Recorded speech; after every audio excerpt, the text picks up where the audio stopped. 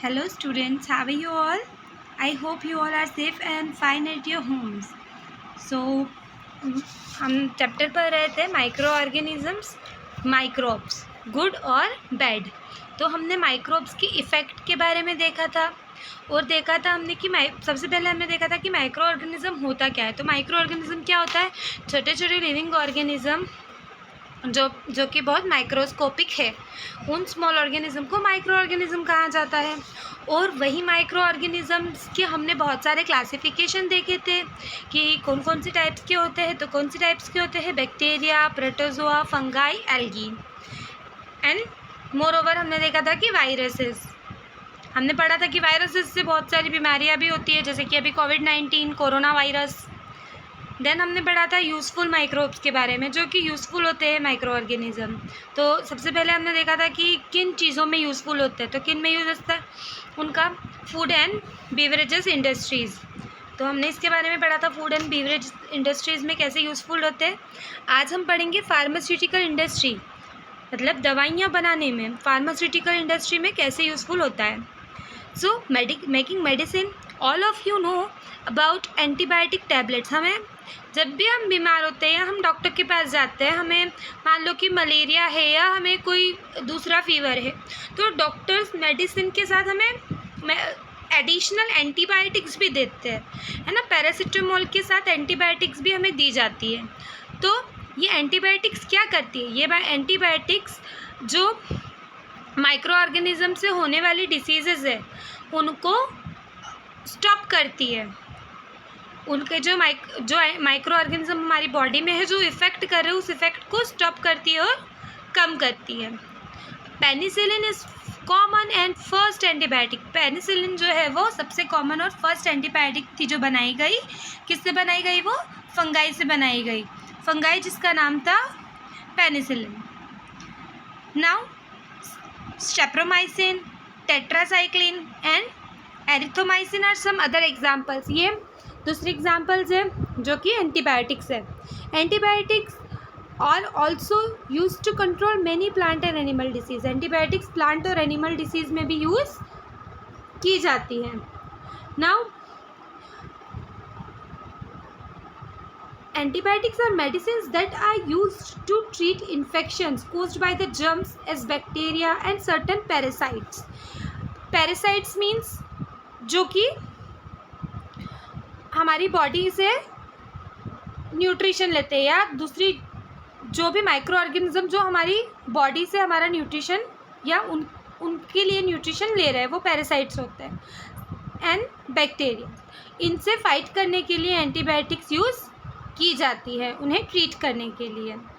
They can be taken in the form of liquid, tablet, capsules और administered by injections.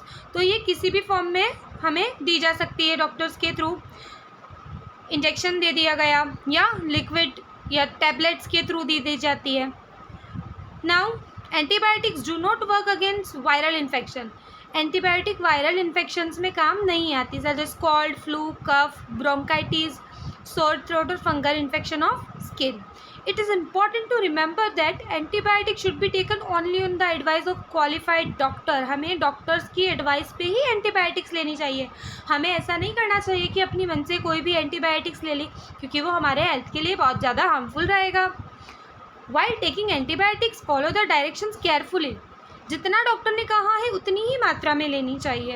It is important to finish your medicine course even if you feel better. कई बार ऐसा होता है कि हमने एक डोज लिया और हमें अच्छा फील होने लग गया, उसके बाद हम मेडिसिन नहीं लेते। ऐसा हमें नहीं करना चाहिए। इवन जब हम बेटर फील करें तब भी अगर डॉक्टर ने सजेस्ट किया है तो हमें मेडिसिन लेनी चाहिए। Do not save antibiotics for later use और someone else prescriptions.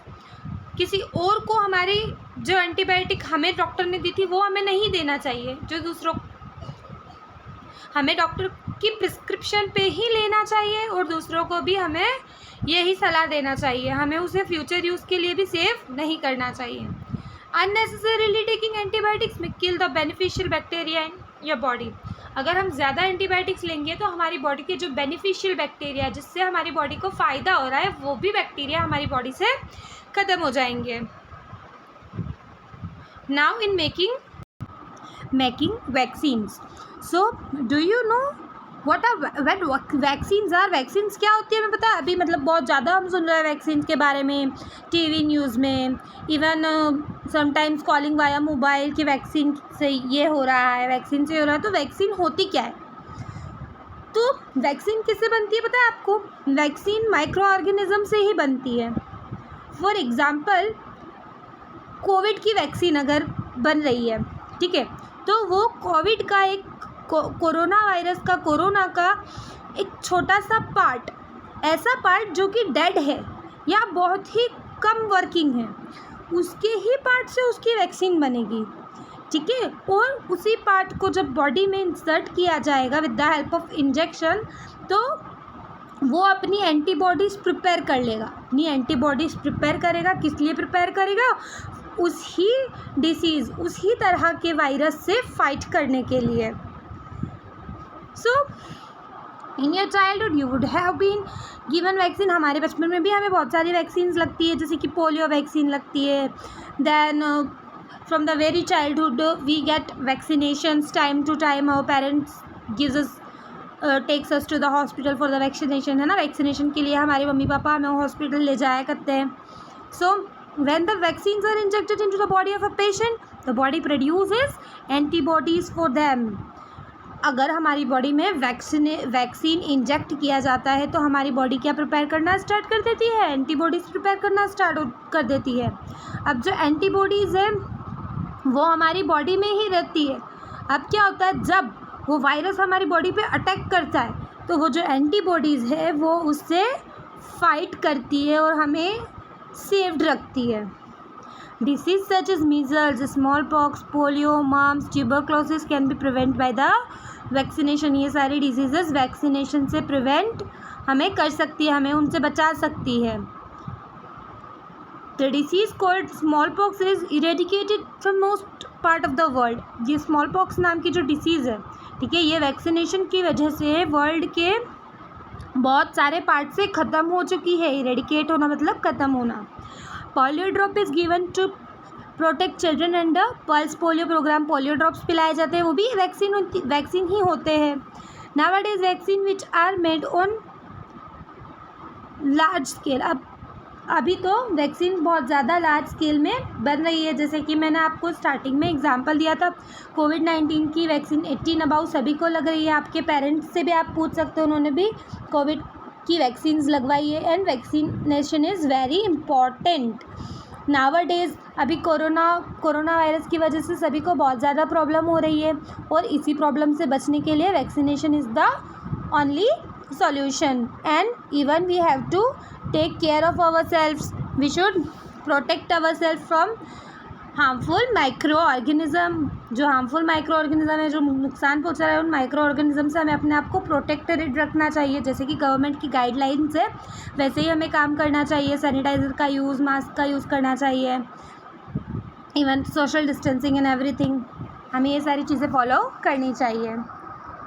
Now Sir Alexander Fleming was a Scottish biologist. Sir Alexander Fleming एक Scottish biologist थे, a doctor and the botanist, और एक botanist थे. botanist means जो medicines के बारे में पढ़ता है. He is the most popular for his discovery of antibiotic penicillin. ये किस लिए पॉपुलर हुआ है? इन्होंने किसकी डिस्कवरी की थी? जो फर्स्ट एंटीबायोटिक बनी थी पेनिसिलिन की, for which he was awarded Nobel prize. इसीलिए इन्हें नोबेल प्राइज़ भी दिया गया था. नाउ एंटीबॉडीज़ किसे कहते हैं? Antibodies proteins that are secreted in the body against pathogens. जो ऐसे प्रोटीन्स जो कि हमारी बॉडी में अगेंस्ट पैथोजेंस सेक्रेट किए जाते हैं. हमारी बॉडी में वायरसेस या हमारी बॉडी में माइक्रो ऑर्गेनिज्म के विरुद्ध जो चीज़ें बनती है, ठीक है, जो हमें प्रोटेक्ट करने के लिए बनती है, वो होती है एंटीबॉडीज़. नाउ एग्रीकल्चर में क्या काम आता है? Increasing in soil fertility. Micro organism such as bacteria and fungi decompose the dead organic waste. Micro organism, bacteria, fungi, ये सारे क्या करते हैं? ये डेड ऑर्गेनिक वेस्ट और प्लांट्स को डिकम्पोज करते हैं, उसे ख़त्म करते हैं and convert them into simple substances, और किसमें कन्वर्ट करते हैं, सिंपल सब्सटेंसेस में कन्वर्ट करते हैं, जिसकी वजह से क्या होता है, जो सॉइल होती है वो ह्यूमस से एनरिच हो जाती है, ह्यूमस उसमें आ जाता है एंड इट बिकम्स फर्टाइल, और वो उपजाऊ बनती है, फर्टाइल बनती है. Products obtained after decomposition escape from air and soil.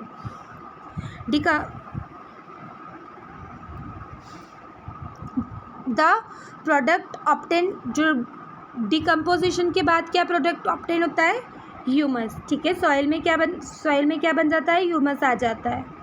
From activity 2.3 now यहाँ पे हम एक एक्टिविटी परफॉर्म करेंगे.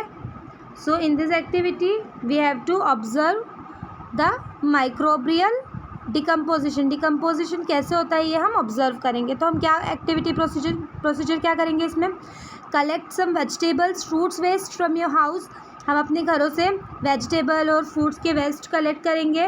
एंड नेक्स्ट स्टेप, हम empty bottles, glass, polythene bags, plastic toys, ये सारी चीज़ें कलेक्ट करेंगे. अब 2 हॉल डिग करेंगे हम. ठीक है, 2 हॉल करेंगे, बड़े बड़े गड्ढे करेंगे गार्डन में या किसी प्लेस पे. उन गड्ढों के 2 नाम दे देंगे या हम सोच लेंगे. ठीक है, हम कुछ मार्क बना देंगे वहाँ पे कि हमें पता चल जाए कि इनमें क्या डिफरेंस था. एक्स और वाई हमने नाम दे दिया. ठीक है, उसको लेट सोचा ऐसा. देन उसे 1 मंथ के बाद जब हमने ऑब्ज़र्व किया तो हम उसमें क्या ऑब्ज़र्व करेंगे, जो एक्स वाला जो गड्ढा था जिसमें हमने क्या डाला था, जिसमें हमने वेजिटेबल और फ्रूट वेस्ट डाला था, और वाई नाम का गड्ढा जिसमें हमने प्लास्टिक, ग्लास बॉटल्स, ये सब पॉलीथीन बैग, ये सारी चीज़ें डाली थी. तो हम ऑब्ज़र्व करेंगे कि एक्स वाला जो गड्ढा था हमारा जिसमें हमने वेजिटेबल, फ्रूट वेस्ट, ये सारी चीज़ें डाली थी, वो डिकम्पोज हो चुकी है. वो चीज़ें सड़ना स्टार्ट हो गई है. और वहाँ पे क्या हो जाएगा, जब डिकम्पोज हो जाएगी तो वहाँ की जो सॉइल है वो कैसे हो जाएगी, फर्टाइल हो जाएगी. Now from activity 2.3 we conclude that through decomposition plant waste have been converted to manure by the action of microbes. तो माइक्रो ऑर्गेनिज्म की वजह से जो प्लांट वेस्ट था वो क्या बन गया, मैन्योर बन गया, खाद बन गया. However, there is no microbial activity on plastic and glass item. और वैसे ही कोई माइक्रोबियल एक्टिविटी नहीं हुई प्लास्टिक और ग्लास आइटम्स पे.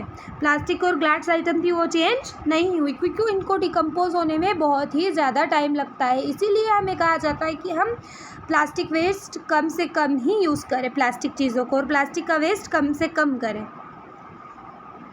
Now nitrogen fixation. Some bacteria and blue-green algae are able to fix the nitrogen from the atmosphere in the soil, which makes the soil rich in nitrogen and increase its fertility. These microbes are called biological nitrogen fixers. We will learn in detail about nitrogen fixation later. Now nitrogen fixation का काम भी करते हैं micro organism. कैसे करते हैं, जो nitrogen atmosphere में प्रेजेंट है, एयर में प्रेजेंट है, उन्हें प्लांट तक पहुंचाने का काम भी माइक्रो ऑर्गेनिज्म करते हैं. और अब हम ये नाइट्रोजन फिक्सेशन साइकिल के बारे में हमारे नेक्स्ट पार्ट में पढ़ेंगे. So I hope you understood it till now, and if you have any doubts you can ask me in the comment section below. Thank you for watching.